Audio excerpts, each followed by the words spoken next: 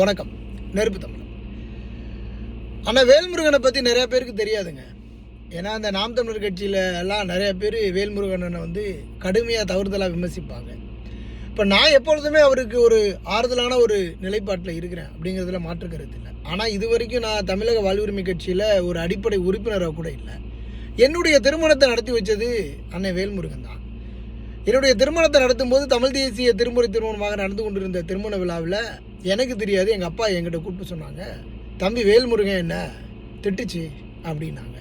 எதுக்குப்பா அவங்களை திட்டினார் அப்படின்னு கேட்டால், எங்கள் அப்பா வந்து திமுக வேட்டி கட்டி நின்றுருக்குறாங்க, இதை நான் பார்க்கல. அப்போ அவர் சொல்லியிருக்கிறாரு, பையன் தமிழ் தேசியம் பேசுகிறான், திமுக வேட்டியை கட்டி நிற்கிறீங்களே, இது நியாயமா அப்படின்னு எங்கள் அப்பாவை திட்டிருக்காரு. அப்படி வந்து அவருக்கு திமுகவின் மீது ஒரு ஒரு ஒரு கட்டாய சூழ்நிலை வேறு வழி இல்லை அப்படிங்கிறது தான் இந்த நிதர்சனமான ஒரு உண்மை அப்படிங்கிறத நீங்கள் எல்லாரும் உணர்ந்து கொள்ள வேண்டும்.